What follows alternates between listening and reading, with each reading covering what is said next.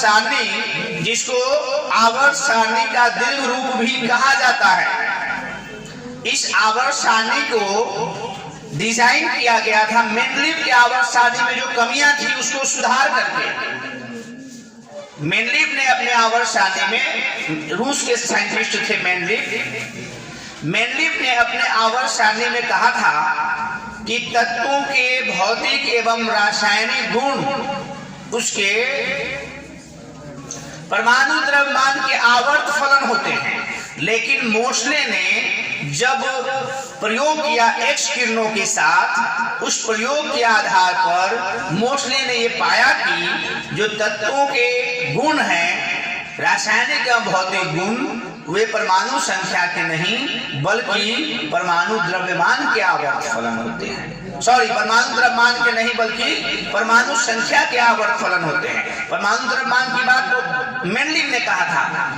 तो इन्होंने पाया कि अगर तत्वों को उसके बढ़ते हुए परमाणु द्रव्यमान के क्रम में सजाया जाए तो निश्चित संख्या के बाद समान गुण वाले तत्व प्राप्त होते हैं, मिलते हैं। तो मोसले ने बहुत ज्यादा कुछ नहीं किया।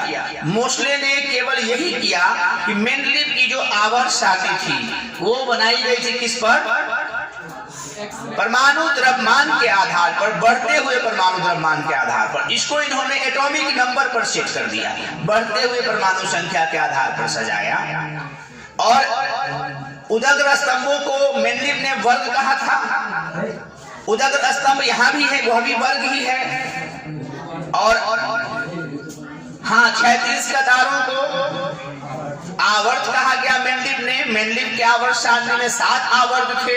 मोसले के भी आवर्त सारणी में, जिसको हम लोग आधुनिक आवर्त सारणी, मॉडर्न पीरियोडिक टेबल के नाम से जानते हैं, उसमें भी 7 आवर्त ही है। क्षैतिज कतार जो है वो आवर्त है, और जो उदग्र स्तंभ है वो वर्ग है। लेकिन यहाँ वर्ग में थोड़ा सा तब्दीली कर दिया। मेंडलीव के आवर्त सारणी में वर्ग कितने थे? 8 वर्ग थे, जिसमें 7 तक ए बी करके थे। और यहाँ जो है आवर्त सारणी में, जो आधुनिक आवर्त सारणी है, इसके जो प्रमुख, जब इसका डिजाइन किया गया तो इनमें आवर्तों की संख्या तो 7 ही रहा, लेकिन इसमें वर्ग की संख्या बढ़ा दिया गया। तो वर्ग की संख्या कैसे बढ़ गया? वहां जो वर्ग थे ए और बी थे, यहाँ ए बी को खत्म कर दिया गया, अलग वर्ग ही बना दिया गया, उपवर्ग नहीं रहा यहाँ। तो ये वर्ग क्या क्या हो गए? 1 से लेकर के वर्ग 18 तक हो गए, ठीक है, जिसमें 18वां में उत्कृष्ट गैसों को रखा गया। उत्कृष्ट गैस, जिसको अंग्रेजी में हम लोग नोबेल गैस के नाम से जानते हैं। हीलियम है, नियोन है, रेडन है, जेनॉन है, आर्गन है, क्रिप्टन है। ये आपके उत्कृष्ट गैस हैं जो अभिक्रिया नहीं करते हैं किसी से। इसका कारण यह है कि इसके बाह्यतम कक्षा में 8 इलेक्ट्रॉन हैं और यह स्थायित्व को प्राप्त कर चुका हुआ है। अक्रिय गैस, उत्कृष्ट गैस, निष्क्रिय गैस, नोबेल गैस के नाम से भी हम लोग इसे जानते हैं। अब है कि आवर्त सारणी में, आधुनिक आवर्त सारणी में 7 आवर्त और 18 वर्ग है। इस बात को आपको याद रखना है, जिसमें तत्वों की संख्या कैसे होगा। प्रश्न उठा कि 7 जो आवर्त है उसमें तत्वों की संख्या किस प्रकार होगा। तो प्रथम आवर्त में, प्रथम जो आवर्त है उसको हम लोग, उसमें हाइड्रोजन और हीलियम को रखा गया है। तो मतलब कितने तत्व हुए? 2 हुए, एक हाइड्रोजन, दूसरा हीलियम। द्वितीय आवर्त में लिथियम से लेकर नियोन तक के तत्व हैं। परमाणु संख्या 3 से 10 तक के, तो कितने हो गए? 8 हो गए। इसी प्रकार तृतीय आवर्त में भी सोडियम से आर्गन तक के तत्व रखे गए हैं, 8 तत्व हुए। चतुर्थ आवर्त में पोटेशियम से लेकर के क्रिप्टन तक के 36 परमाणु संख्या के तत्व हैं। तो मतलब कि इसमें कुल तत्वों की संख्या 18 है। इसके बाद पंचम आवर्त में 37 से लेकर के 54 परमाणु संख्या तक के तत्वों को रखे गए हैं, 18 तत्व है। षष्ठम आवर्त में 55 से लेकर 86 परमाणु संख्या तक के तत्व हैं। 32 तत्व रखे गए हैं और सप्तम आवर्त अभी अपूर्ण है। अभी तक इसमें 20 तत्वों को रखा गया है। नए तत्वों की खोज होने पर उसको स्थान दिया जाएगा। ठीक है। देखिए द्वितीय और तृतीय आवर्त में आवर्तों की संख्या, तत्वों की संख्या कम है, इसलिए इसे हम लोग लघु आवर्त के नाम से जानते हैं, शॉर्ट पीरियड्स। ठीक है, शॉर्ट पीरियड्स के नाम से जानते हैं। आवर्त को पीरियड कहा जाता है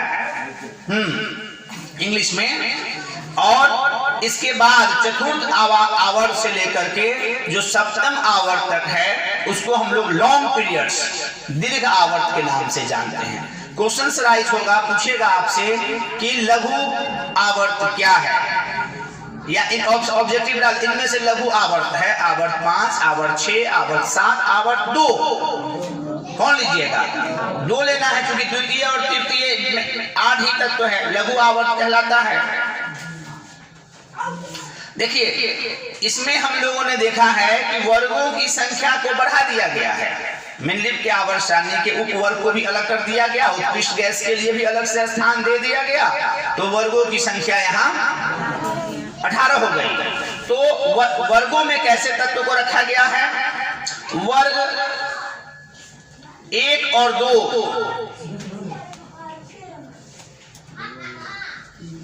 वर्ग 1, 2, 13 से 17 वाले तत्व सामान्य तत्व कहलाते हैं, नॉर्मल। वर्ग 3 से 12 के तत्वों को संक्रमण तत्व के नाम से जाना जाता है। हाँ, वर्ग 3 से 12 के तत्व संक्रमण तत्व। वर्ग 2 के तत्व को क्षारीय मृदा धातु कहा जाता है, एल्कलाइन अर्थ मेटल। और वर्ग 17 के तत्व हैलोजेंस कहलाते हैं। वर्ग 18 के तत्व उत्कृष्ट गैस हैं। ये हमेशा पूछता है कि सामान्य तत्व कौन है, प्रतिनिधि तत्व कौन है, संक्रमण तत्व, वही सामान्य को ही प्रतिनिधि कहते हैं। संक्रमण तत्व कौन है, क्षार मृदा धातुएं कौन है, हैलोजेंस कौन है, उत्कृष्ट गैस कौन सी है। और इस आवर्त सारणी के नीचे 2 कतारों में लैंथेनाइट्स और एक्टिनाइट्स के हैं। ये वर्ग 3 के सदस्य हैं, ये याद रखना है। इस आवर्त सारणी में मेनलिप की आवर्त सारणी की बात नहीं हो रही है। हाँ, modern periodic table design and completed by Moseley, Moseley के आवर्त सारणी की बात हो रही है। मोस्ले की इस आवर्त सारणी में जो धातुएं हैं और अधातुएं हैं, धातु और अधातु को पूर्णतः अलग अलग कर दिया गया है, एक साथ नहीं रखा गया है। ठीक है, सीढ़ीनुमा लकीर के द्वारा उसके बाईं ओर वाले तत्व अधिकांशतः धातु हैं और दाईं ओर वाले तत्व क्या हैं, अधातु हैं। और इससे सटे हुए जो दाईं ओर के तत्व उपधातु हैं, जिसको अर्ध धातु भी कहा जाता है। ऐसे तत्वों में धातु एवं अधातु दोनों के गुण पाए जाते हैं। Silicon, germanium, arsenic, antimony, tellurium, polonium, ये सब उपधातुएं हैं, याद रखिएगा। इसमें धातु के भी गुण हैं और अधातुओं के भी गुण हैं, इसलिए इसे हम लोग क्या कहते हैं, उपधातु कहते हैं। देखिए आवर्त सारणी को 4 ब्लॉक में बांटा गया है, SPDF। एस ब्लॉक के तत्व वर्ग 1 और 2 के तत्व एस ब्लॉक के तत्व कहलाते हैं। ये बहुत इंपॉर्टेंट है, पूरा आपको रूपरेखा मैं इसमें समझा दूंगा। एस ब्लॉक के तत्व को क्या कहा जाता है, 1 और 2। 1 और 2 वर्ग वाले तत्व एस ब्लॉक कहलाएंगे। वर्ग 13 से 18 वाले पी ब्लॉक कहलाएंगे। 13 से 18, 13, 14, 15, 16, 17 और क्या कहलाएंगे, पी ब्लॉक। डी ब्लॉक के तत्व में आपको वर्ग 3 से 12 तक के तत्व डी ब्लॉक कहलाते हैं। और आवर्त सारणी के नीचे की कतार में लैंथेनाइट्स और एक्टिनाइट्स को एक एफ ब्लॉक के तत्व माने गए हैं। इतनी बात को हम लोगों को ध्यान रखना है। इस आवर्त सारणी को बढ़िया से समझने के लिए ये आवश्यक है। अब है संश्लेषित या ट्रांसयूनिक तत्व। कुछ तत्व जैसे है जिसको प्रयोगशाला में संश्लेषित किया गया है या रेडियो सक्रिय विखंडन से उत्पन्न हुए हैं, इसलिए इनको हम लोग संश्लेषित या ट्रांस यूरेनियम तत्वों के नाम से जाना जाता है। इसका नाम है टेक्नेशियम, Tc है, परमाणु संख्या 43 है। प्रोमेथियम Pm है, परमाणु संख्या 61 है। तो इन सारी बातों को हम लोगों को समझना है। और कहा गया कि आधुनिक आवर्त सारणी का महत्व क्या है, तो आधुनिक आवर्त सारणी का जो सबसे बड़ा महत्व है कि मेंडलीव की आवर्त सारणी में जो कुछ विसंगतियां थी, जो कमजोरियां थी, जो उसमें लिमिटेशंस थे, उसको दूर कर दिया गया। ठीक है, तत्वों को असंगत जो युग्म थे वो सुधर गए इसमें, क्योंकि यहाँ परमाणु संख्या के आधार पर सजाया गया, द्रव्यमान संख्या पर नहीं सजाया गया। और भी जो थी समस्थानिकों के स्थान, समस्थानिक की कोई बात नहीं है यहाँ, क्योंकि परमाणु संख्या के आधार पर है, द्रव्यमान संख्या की इसमें गणना ही नहीं किया गया है, तो फिर उसका कोई मतलब ही नहीं है। तो अब प्रश्न उठता है कि आज के जो मॉडर्न जो पीरियोडिक टेबल है, आधुनिक आवर्त सारणी, इसकी विशेषताएं क्या है ना, कि भाई इसका एडवांटेज क्या है। तो इसके जो मुख्य विशेषताएं हैं, तो आवर्त सारणी को आप देखेंगे तो एक वर्ग के तत्वों के बाह्य इलेक्ट्रॉनिक विन्यास समान होते हैं। एक वर्ग के जो तत्व है उसके बाह्य इलेक्ट्रॉनिक विन्यास मतलब उसमें संयोजी इलेक्ट्रॉनों की संख्या लगभग समान होते हैं। तो जो संयोजी इलेक्ट्रॉन की संख्या समान होंगे तो उसके गुण भी हम जानते हैं, किसी तत्व के गुण उसके बाह्यतम कक्षा में उपस्थित संयोजी इलेक्ट्रॉनों की संख्या पर ही तो निर्भर करता है। तो जो संयोजी इलेक्ट्रॉन की संख्या होगी वो सब में एक समान है। एक वर्ग के तत्वों में संयोजी इलेक्ट्रॉन की संख्या समान होता है। ठीक है, ये प्रमुख विशेषताएं हैं।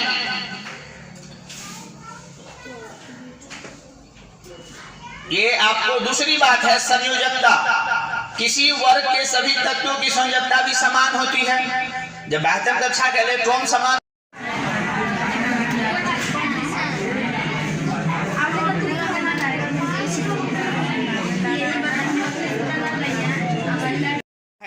पीरियोडिक टेबल से संबंधित आप लोगों की जो समस्याएं हैं, मुझे उम्मीद है कि ये समाधान इसका हो गया होगा।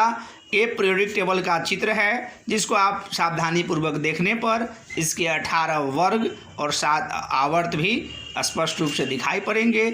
इसका निर्माण मोस्ले ने किया था, जो मेंडलीव की आवर्त सारणी का दीर्घ रूप कहलाता है।